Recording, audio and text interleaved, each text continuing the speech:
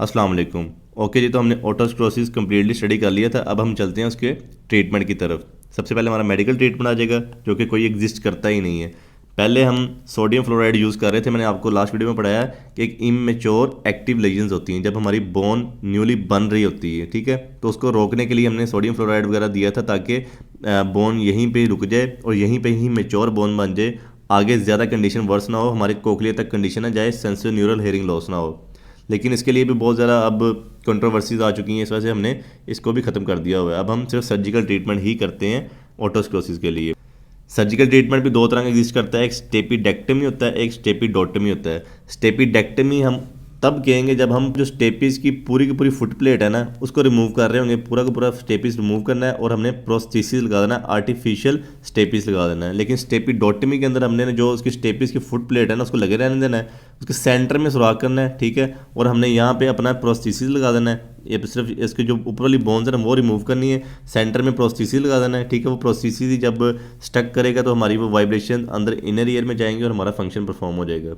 ये डिपेंड करता है कि जो हमारा ओटोस्क्लोसिस है कितनी सिवियरिटी तक गया हुआ है, फिर उसको हम देख के फिर ही हम सोचते हैं कि हमने स्टेपिडेक्टमी करनी है, स्टेपिडोटमी करनी है।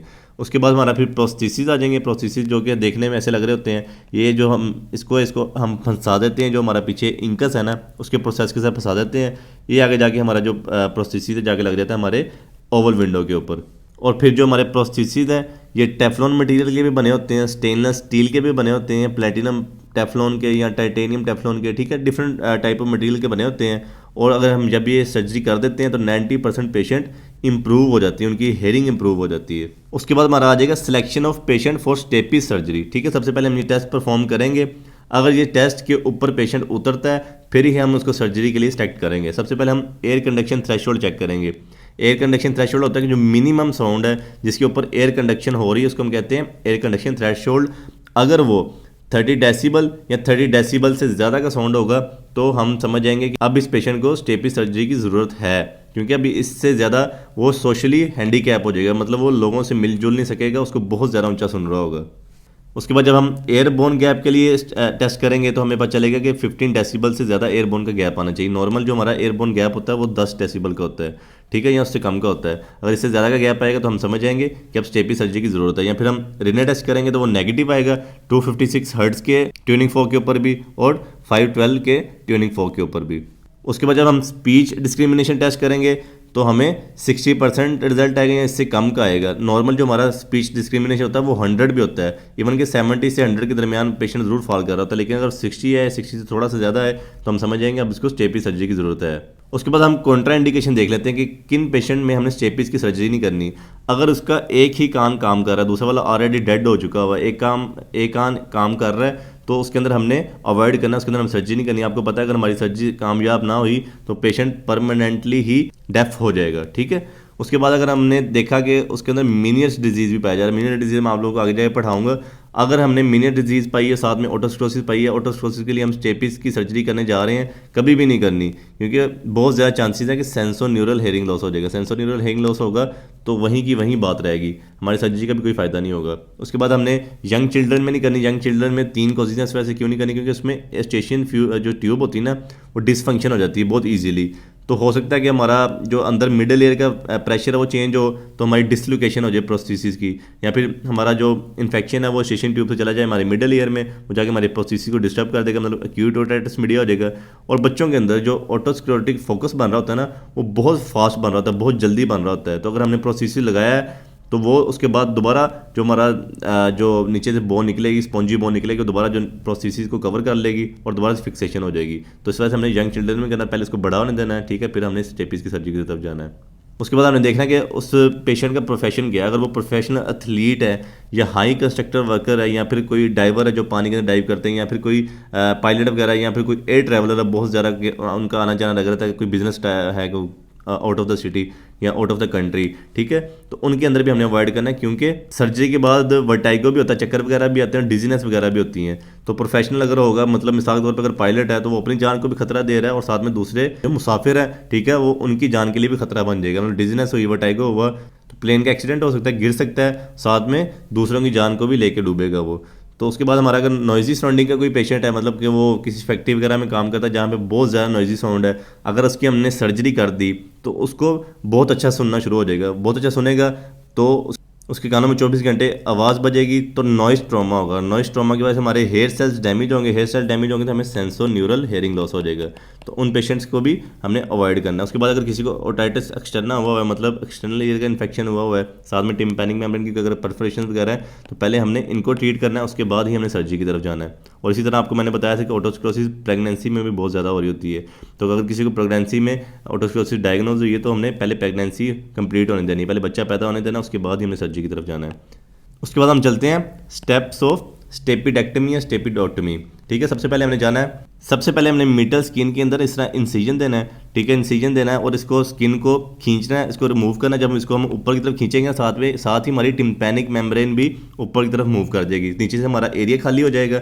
ठीक है, और जब हम सर्जरी क्लोज कर रहे होंगे तो ईजिली हम इसी स्किन को सुचर करेंगे, तो हमारा ईजिली जो टिम्पैनिक मेम्ब्रेन वो विदाउट डैमेज दोबारा के दोबारा अपनी जगह पे आ जाएगा। तो इस वजह से हमने स्किन के लिए इंसिजन दे रहे होते हैं, स्किन को इंसिजन दी, स्किन को खींचा, साथ ही हमारी टिम्पैनिक मेम्ब्रेन मूव कर गई, हम मिडल एयर में एंटर हो गए। मिडल एयर में हमें स्टेपीज नज़र आ रही होगी। अब ये डिजीज स्टेपीज है। ठीक है, सबसे पहले हम इसका सुप्रा स्ट्रक्चर्स रिमूव करेंगे। ठीक है, ये सुप्रा स्ट्रक्चर्स हैं इसके। ठीक है, इंटीरियर क्रस्ट, पोस्टीरियर क्रस्ट, इनको रिमूव करना है। और उसके बाद हमने देखना है कि अब हमने स्टेपिडोटमी करनी है, स्टेपिडेक्टमी करनी है। अगर हमने स्टेपिडोटमी करनी है तो हमने सिर्फ सेंटर में इतना सुराख करना है और हमारा जो प्रोस्थेसिस है वो इंसर्ट करना है और हमने इसको ज्वाइन कर देना अपने इंकस के साथ। अगर हमने स्टेपिडेक्टमी करनी है तो टोटल ओवरऑल जो इसकी फुट प्लेट है उसको रिमूव करना है। रिमूव करके तो हमने प्रॉपरली जो न्यू हमारा होगा ना, पीछे से लेके आएंगे, प्रोस्थेसिस लेके आएंगे, उसको हमने यहाँ पे इंस्टॉल कर देना है। अब ये नया वाला हमारा आ गया हुआ प्रोस्थेसिस, उसको हमने इंस्टॉल कर देना है। ठीक है, फिर उसके बाद हमने दोबारा वापस जाना है, मिडल स्किन लगानी, मिडल स्किन को सुचरिंग करनी है और हमारा सर्जरी कंप्लीट होगी। उसके बाद देख लेते हैं हमारी कॉम्प्लिकेशंस क्या होंगी, जो कॉम्प्लिकेशंस आ सकती हैं हमारी सर्जरी के बाद। सबसे पहले तो हमारी आ सकती है टिम्पैनिक मेम्ब्रेन के अंदर परफोरेशंस आ सकती हैं, क्योंकि ऑलरेडी हमने स्किन को काटा है, स्किन को बाद में सुचर्स किए हैं, कोई इन्फेक्शन वगैरह भी फैल सकता है। ठीक है, उसके बाद हमारे टीयर्स भी आ सकते हैं टिम्पैनो मीटल फ्लैप के अंदर, तो परफोरेशन वगैरह टिम्पैनिक मेम्ब्रेन के अंदर आ सकती है। सबसे पहले कॉम्प्लिकेशन ये होगी। दूसरा ये हो सकता है कि जब हमने सर्जरी कर रहे थे, आपको पता है कोडा टिम्पैनी हमारी मिडल ईयर में से गुजर रही होती है। हमने आपको जब एनाटॉमी पढ़ाई थी, कोडा टिम्पैनी हमारी सप्लाई कर रही होती है सैलिवरी ग्लैंड्स को। ठीक है, आपको मैंने बताया था। और साथ में हमारी जो इंटीरियर 2/3 टंग होती है उसके लिए टेस्ट सेंसेशन भी दे रही होती है। अगर हमारी दूसरे ईयर की ऑलरेडी कोडा टिम्पैनी डैमेज थी और अब हमने सर्जरी की है राइट ईयर की, अब दूसरे ईयर की सर्जरी की है, तो उसकी भी कोडा टिम्पैनी डैमेज होगी, तो हमारी टेस्ट सेंसेशन कम्प्लीटली जा सकती हैं। उसके बाद हमारी इंकस डिस्लोकेशन हो सकती है। हम आपको पता है जब हम सर्जरी के दौरान इंकस के ऊपर ही तो प्रोस्थेसिस को प्लेस कर रहे हैं, तो हो सकता है अगर हमने थोड़ा जोर ज़बरदस्ती की तो हमारी इंकस की भी डिस्लोकेशन हो सकती है। उसके बाद हमारी सेवंथ नर्व की भी इंजरी हो सकती है, मतलब मिडिल जो से स्ट्रक्चर है ना उनकी इंजरी हो सकती है। अब सेवन नर्व भी आपको पता है वहाँ से गुजर रही है, जो सेवन नर्व कनाल है, हमारी फेशियल कनाल होती है। और फेशियल कनाल के ऊपर हमारा हमने कोई इंजरी दे दी तो हमारी सेवन नर्व ज़्यादा हो जाएगी, तो हमें फेशियल पैरालिसिस हो जाएगा। फिर हमें वर्टाइगो भी देखने को मिल सकता है। वर्टाइगो दो कॉजेज़ की वजह से होगा।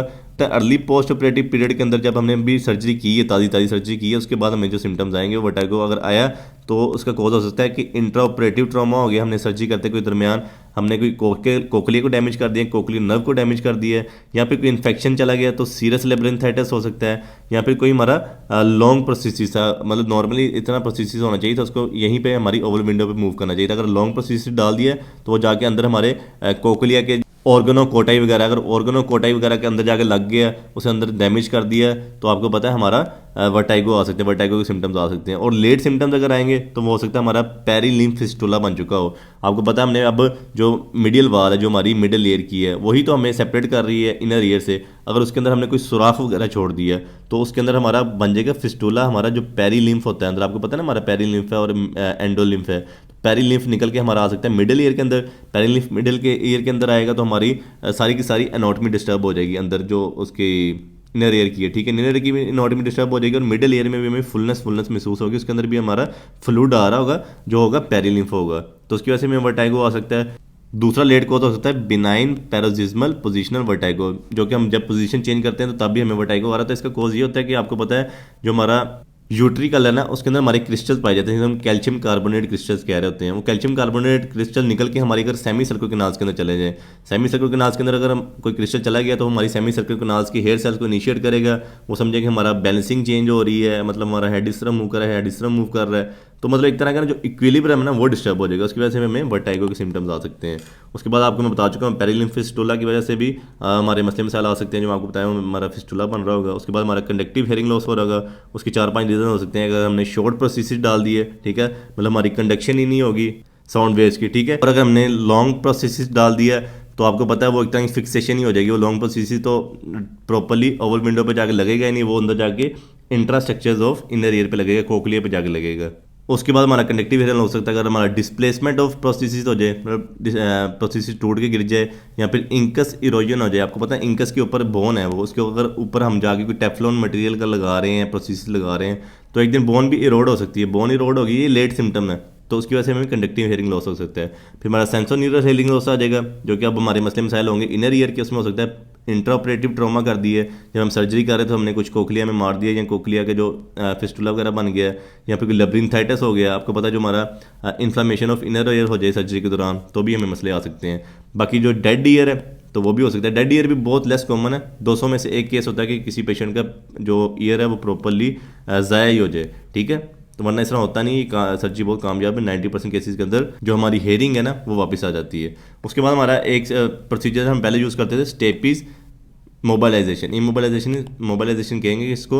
इसके अंदर हम स्टेपीज को एक दफ़ा हिला देते हैं अच्छी तरीके से, ताकि जो स्पॉन्जी बोन के अंदर वो जकड़ा हुआ है स्पॉन्जी बोन टूट जाए और स्टेपीज मतलब दोबारा से नॉर्मल हो जाए। लेकिन ये अब प्रोसीजर किया नहीं जाता, क्योंकि रीफिक्सेशन हो जाती है। स्पॉन्जी बोन दोबारा से रीजनरेट होती है, दोबारा से उसको पकड़ लेती है, जकड़ लेती है, और दोबारा से हमारी स्टेपीज फिक्स हो जाती है। उसके बाद हमारा क्या था, लैम्पर्ट्स फेनिस्टेशन ऑपरेशन, जिसके अंदर हम ना ओवल विंडो अपने तरीके से न्यू ओवल विंडो बना रहे होते हैं। मतलब अगर ये हमारी ओवल विंडो ज़ाया हो चुकी है, ये वाली ओवल विंडो, ठीक है, तो हम यहाँ पे एक न्यू ओवल विंडो बना लेते हैं। यहाँ पे स्टेपीज की फिक्सेशन कर देते हैं। ये जो आपको पता है ना हमारी सेमी सर्कल कैनाल होती है, उसकी प्रोमिनेंस होती है सेमी सर्कल कैनाल की, तो उसके अंदर हम अगर ओवल विंडो बना लें, ठीक है, और वहाँ पे हम स्टेपीज को प्लेस करते हैं। हमने सिर्फ पेरिलिम्फ और एंडोलिम्फ को ही मूव करना है। आपको पता है जब हमारी स्टेपीज स्टक करेगी अंदर, पेरिलिम्फ एंडोलिम्फ मूव करेगा, तो वो टोटली ओवरऑल हमारे इनर एयर का मूव करेगा, कोक्लिया का मूव करेगा, सेमी सर्कल कैनाल का भी मूव करेगा, फिर यूट्रिकल सैक्यूल का भी मूव करेगा, ठीक है। तो हमारी ये अप्रोच थी।